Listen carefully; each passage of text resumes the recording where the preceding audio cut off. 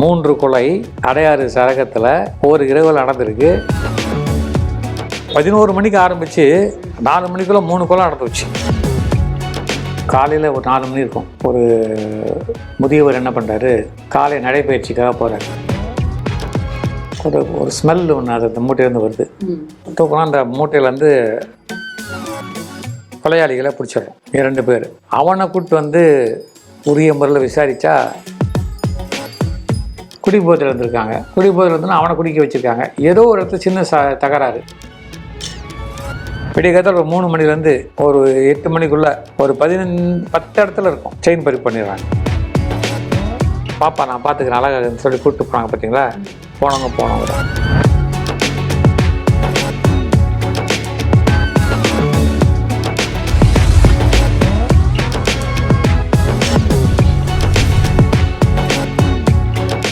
வணக்கம் சார். வணக்கம், சொல்லுங்கள். இந்த வாட்டி கொஞ்சம் குற்றம் நீங்கள் பார்த்து வியந்து பயந்து கண்டுபிடிக்க கஷ்டப்பட்ட சம்பவம் பற்றி ஏதாவது சொல்கிறீங்களா? பெண்களுக்கு எதிராக இப்போ நிறைய குற்றங்கள் நடந்துட்டுருக்கு இல்லையா? அதில் நீங்கள் பார்த்து வியந்த கண்டுபிடிக்க கஷ்டப்பட்ட சம்பவம் இருந்தால் அதை பற்றி கொஞ்சம் சொல்லுங்கள். குற்றங்கள் இல்லாத ஆட்களே கிடையாது. அது ஒரு பெரிய விஷயம். அதில் இன்னொரு முக்கியமான விஷயம் என்னன்னு கேட்டால், இப்போ சமீபத்தில் அடையாறு சரகத்தில் நடந்த 2 குற்றங்கள் சொல்கிறேன். ஏன்னா அடையாறு சரகம் நம்ம வசிக்கிற ஏரியா. அதில் ஒரு நாள் ஒரு காலையில் ஒரு 4 மணி இருக்கும். ஒரு முதியவர் என்ன பண்ணுறாரு, முதியவர் ஒரு 65-66 வயசு முதியவர் காலை நடைப்பயிற்சிக்காக போகிறார். போகும்போது ஒரு மூட்டை மேலே அவர் தடுக்கி விழுகிறார். விழுந்தோடனே மொத்தமாக விழுந்துடுறார். விழுந்தா அவருக்கு ஒரு ஒரு ஒரு ஸ்மெல் ஒன்று அது அந்த மூட்டையிலேருந்து வருது. அவரை தூக்கிறதுக்கு அந்த பக்கத்தில் இருக்கிற பசங்க எல்லாம் வராங்க. வந்து பார்க்கும்போது அவர் தூக்கிடுறாங்க. தூக்கினா அந்த மூட்டையிலேருந்து ஒரு ரத்தம் மாதிரி போகுது. எல்லாம் பயந்துடுறாங்க. உடனே டக்குன்னு பசங்க பிரித்து பார்க்குறாங்க. பிரித்து பார்க்கும்போது உள்ளுக்குள்ளே ஒரு தலையில்லா முண்டம் இருக்குது. இதுதான் ஃபஸ்ட்டு வர இன்ஃபர்மேஷன். உடனே காவல் கட்டுப்பாட்டு அறைக்கு சொல்கிறாங்க. கட்டுப்பாட்டு அறைக்கு சொன்னோன்னா கட்டுப்பாட்டு அறைலேருந்து சம்மந்தப்பட்ட காவல் நிலையங்களை சொல்கிறாங்க. எல்லாம் வந்துடுறாங்க. வந்து பார்த்தா அவர் பாவம் நடைபயிற்சிக்கு வந்தவர். அவருக்கு இதை பார்த்து ரொம்ப அதிர்ச்சி ஆயிடுறாரு. அதிர்ச்சி ஆகிட்டு என்ன பண்ணுறாரு, இப்போ காவல்துறை தன்னுடைய வேலையை செய்ய ஆரம்பிச்சிடுறாங்க. யார் இந்த தலையில்லா பிணம் அப்படின்னு. அப்புறம் இன்வெஸ்டிகேஷன் ஸ்டார்ட் பண்ணுறாங்க. இன்வெஸ்டிகேஷன் ஸ்டார்ட் பண்ணும்போது எனது நண்பர்கள் தான் நிறைய பேர் அதில் இருக்காங்க, இன்வெஸ்டிகேஷன் ஆஃபீஸர்ஸ். பண்ணும்போது தலையே இல்லை, எப்படி கண்டுபிடிக்கிறது அப்படின்னு சொல்லிட்டு அதுக்கு வேறு ஒரு மெத்தட் இப்போ இருக்குது. அந்த மெத்தடை வச்சு கண்டுபிடிக்கிறோம். கண்டுபிடிக்கும்போது அவர் வந்து வட மாநிலத்தை சேர்ந்த ஒருத்தரும் தெரிய வருது. தெரிஞ்ச உடனே அப்புறம் ஒன்றை எடுத்த உடனே அடுத்து வந்து நாங்கள் அடுத்து கண்டுபிடிச்சிட்றோம். அவருடைய தொலைபேசி எண், அலைபேசி எண் அதை கண்டுபிடிச்சி அது சுவிட்ச் ஆஃப் இருக்குது. அதை வச்சு திருப்பி என்ன பண்ணுறாங்க, அவங்க யார் யாருக்கு பேசினாங்க வச்சாங்க. கடைசியாக இருந்த இதெல்லாம் கண்டுபிடிக்கும்போது கடைசியாக தரமணி பக்கத்தில் ஒரு கல்லூரி வளாகத்துக்குள்ளலாம் அவங்க இருந்திருக்காங்கன்னு தெரிஞ்சுது. அப்போது இந்த கேமரா ஃபுட்டேஜ் எல்லாம் பார்க்குறாங்க. ஃபுட்டேஜ் எல்லாம் பார்க்கும்போது என்ன ஆகுதுன்னா, 2 பேர் வராங்க. ஒரு இடத்துல அந்த மூட்டை தவறி கீழே விழுகுது, விட்டு போயிடுறாங்க. இதுதான் அந்த ஃபுட்டேஜில் தெரியுது. அவங்க யாருன்னு தெரியல. அப்புறம் வண்டி நம்பர்லாம் வச்சு கண்டுபிடிக்கிறாங்க. கண்டுபிடிச்ச போது 2 பேர். அவனை கூப்பிட்டு வந்து உரிய முறையில் விசாரித்தா அவன் சொல்கிற தகவல் பார்த்தா பயங்கரமாக இருக்குது. சார் நீங்கள் பார்த்தது 1 தான், நாங்கள் கொண்டது 3ன்றோம். என்னடா பாவீங்களா, இன்னும் சாதாரணமாக கடையில் ஏதோ சாக்லேட் வாங்கி சாப்பிட்ட மாதிரி சொல்கிறீங்க. நீங்கள் ஒரு பணத்தை தான் காட்டி மிச்சம் 2 கடை வச்சுக்கிறீங்கன்னு கேட்டால் அவங்க பேசுகிற பாஷையும் புரிய மாட்டேங்குது. அவங்க இருக்கிற போதைகிற வலிமையில் அவன் என்ன பேசுகிறான்னு தெரிய மாட்டேங்குது. சரி, அப்புறம் உரிய விருந்துகள்லாம் கொடுத்து அவர் விசாரிக்கிறாங்க. விசாரித்தா அவன் கொன்னது, இவன் செத்தது ஒரு ஹஸ்பண்டு, கொன்னது அவன் ஒய்ஃபையும் கொண்டு இருக்கிறாங்க, அவன் குழந்தையும் கொண்டு இருக்கிறாங்க. இப்போ மொத்தம் 3 பேர், 3 கொலை அடையாறு சரகத்தில் ஒரு இரவில் நடந்திருக்கு.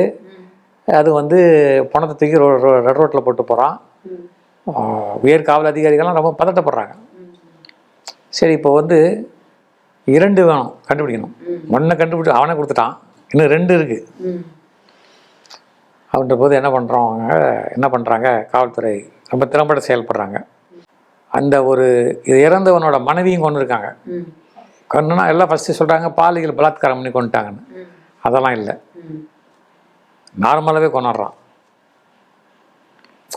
கொண்டு போய் இந்த துரப்பாக்கம் பக்கத்தில் ஒரு ரோடு ஒன்று இருக்குது, கோயமாரும் ஒன்று காமாட்சி ஹாஸ்பிட்டல்லாம் சேர்ற ரோடு பக்கத்தில் ஒரு குப்பைமேடு ஒன்று இருக்குது.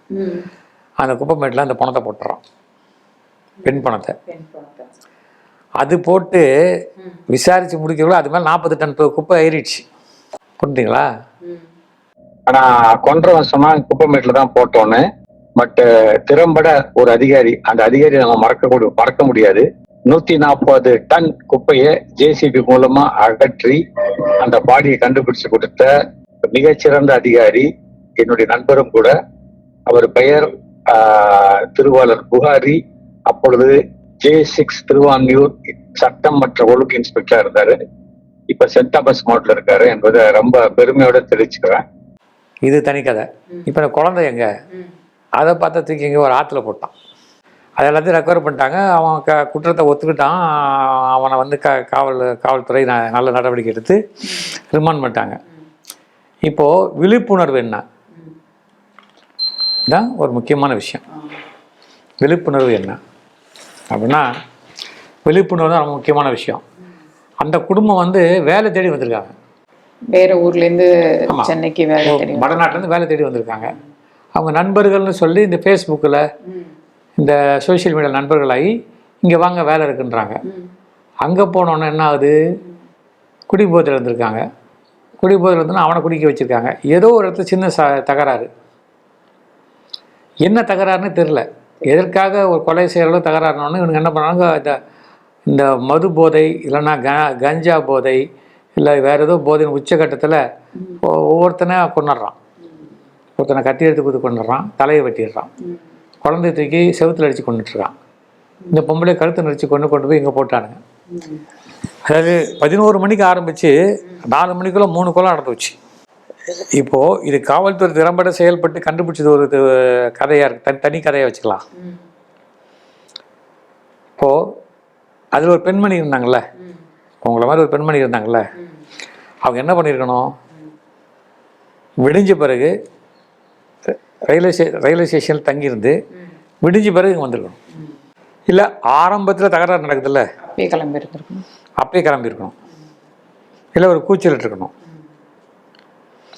இப்போது அந்த அக்கம் பக்கத்தில் விசாரித்தோம்னா என்ன சொல்கிறாங்கன்னா, ஏதோ சண்டை போட்டுருந்தாங்க சார், சண்டை போட்டிருந்தவங்கள நாங்கள் என்ன சார் பண்ண முடியும், அவங்களுக்குள்ள ஏதோ சண்டை போட்டுருக்குறாங்க. ஸோ ஒரு குடும்பமே இல்லை இன்னைக்கு. நடந்து ஒன்று ரொம்ப நாள் ஆகிடல, ஒரு 3 மாதங்களுக்குள்ள தான் நடந்தது. இதாவது அண்டை மாநிலத்தில், அண்டை வடநாட்டிலேருந்து வந்தாங்க, தமிழ்நாட்டுக்கு இது வந்து ரொம்ப பெரிய பாதிப்பு இல்லைன்னு நம்ம நினச்சிக்கலாம். இப்போ தமிழ்நாட்டில் நடந்ததுனால தமிழ்நாடு தான் அதுக்கு பொறுப்பு ஏற்படுறோம். சென்னை இப்போ லேட்டஸ்ட்டாக ஒரு வாரத்துக்கு நடந்த குற்றங்களை சொல்கிறேன். அது உங்களை மாதிரி மக்களுக்கு ரொம்ப முக்கியமாக இருக்கும், ரொம்ப தேவைப்படும். விடிய காத்தால் 2 பேர் வராங்க, வந்தால் மோட்டர் பைக்கில் வராங்க. விடிய காத்தால் ஒரு 3 மணிலேருந்து ஒரு 8 மணிக்குள்ளே ஒரு 10 இடத்துல இருக்கும் செயின் பறி பண்ணிடுறாங்க. ஆவரேஜாக ஒரு செயினோட ஆவரேஜ் வெயிட்டேஜ் ஒரு செயின் வந்து ஒரு 5 இல்லை ஒரு 6 சவரன் இருக்கும். மொத்தமாக பார்த்தா ஒரு 40-50 சவரன். இதுதான் கதை. கட்டுப்பாட்டாரை பரபரப்பாக இருக்குது. இங்கே ஒரு பெட்ரோல் வண்டி இந்த ரோட்டில் பண்ணிகிட்டு இருக்காங்க சார் அப்படின்னு போயிட்டே இருக்குது, அடுத்த தெருவில் பண்ணுறான். அடுத்த தெருவில் போயிட்டே இருக்கான், அங்கே பண்ணுறாங்கன்னா அடுத்த தெருவில் பண்ணுறான். இப்படியே கடைசியாக போகுது, எங்கே வரைக்கும் மீனம்பாக்கம் வரைக்கும் போகுது. அப்புறம் ஒரு டவுட் ஒன்று வருது. அதாவது நாங்கள் வந்து மோடஸ் ஆப்பரண்டின்னு சொல்லுவோம். இப்படி பண்ணால் இவனா இருக்கணும் அப்படின்னா 2 பேரும் பக்காவாக ஹெல்மெட் போட்டிருக்கான். இப்போ உங்களுக்கு பத்திரிக்கையில் டிவியில் எல்லாமே நான் வந்து தான் நான் சொல்கிறேன். ஃபோட்டோ போட்டிருக்கான். நம்ம எல்பி ரோட்லேயே கொள்ளையடிக்கிறதெல்லாம் இப்போ செயின் பறிக்கிறதெல்லாம் தெரியுது. பார்த்தா அவங்க 2 பேரும் என்ன பண்ணுறானுங்க, ஏர்போர்ட்டுக்குள்ளே போய் ஒருத்தன் வந்து உத்தரப்பிரதேஷ் போகிற விமானத்துலேயும் ஒருத்தன் மகாராஷ்டிரா போகிற விமானத்துலேயும் உட்காந்துக்கிறான். ஒரு சட்டையை வச்சு சந்தேகப்பட்டு இவங்களெல்லாம் இருக்குன்னு சொல்லி விமானத்துக்குள்ளே பூந்து போலீஸ் தூக்குது பாருங்க. அந்த காலத்தில் போலீஸ் திருடன் வந்து நடந்து வருவான், சைக்கிளில் வருவான், அதிகபட்சம் போனால் ஆட்டோ ரிக்ஷாவில் வருவான். இதான் நம்ம பார்த்த விமானத்தில் வராரு. இப்போ ஜெயந்தி என்கின்ற நீங்கள் மனசுக்குள்ளே ஓடுற எனக்கு தெரியுது. இதில் என்ன சார் விழிப்புணர்வை பற்றி நீங்கள் பெருசாக சொல்ல போகிறீங்க அப்படின்னு கேட்குறீங்க. பரவாயில்ல, காலையில் நீங்கள் வந்து வாச தெளிங்க, வேணான்னு சொல்ல, கோலம் போடுங்க, வேணான்னு தெரியல, நகையை கூடுமாதிரி பாதுகாப்பாக பின்னாது பண்ணிக்க. எப்படி பின்னாது? ஆமாம், ஒரு பின் எடுத்து 2 சேஃப்டி பின் எடுத்து பின் பண்ணிட்டு பண்ணுங்க. வாச தெளிக்காத விட்டுருங்க. என்ன அதுவும் அந்த நகையை பறி கொடுத்த பெண்மணிகள் எல்லாமே ரொம்ப ரொம்ப ரொம்ப பக்தி மார்க்கத்தில் இருக்கிற பெண்மணிகள். நான் கேட்டேன், என்னம்மா தூங்குறதே இல்லையா?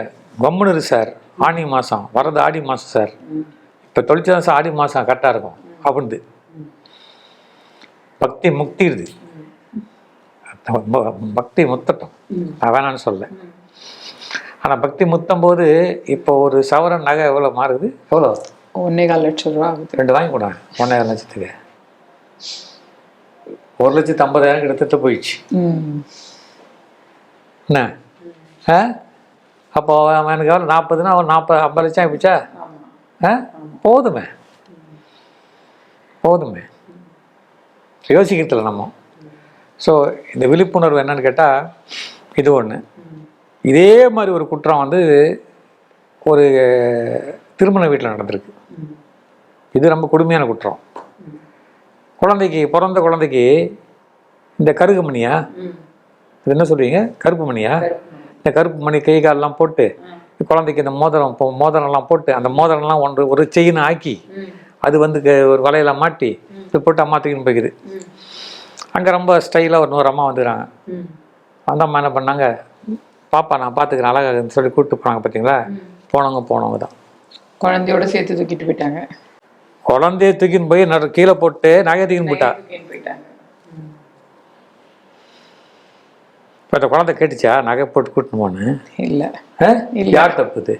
அம்மாவோட தப்பு தான். இந்த மாதிரி பெண்கள் வந்து நகை இன்னைக்கு விற்கிற விலையில 1 நேர காலம் 2 3 வந்து எந்த இடத்துக்கு போகிறோம், எந்த மணிக்கு போகிறோம்.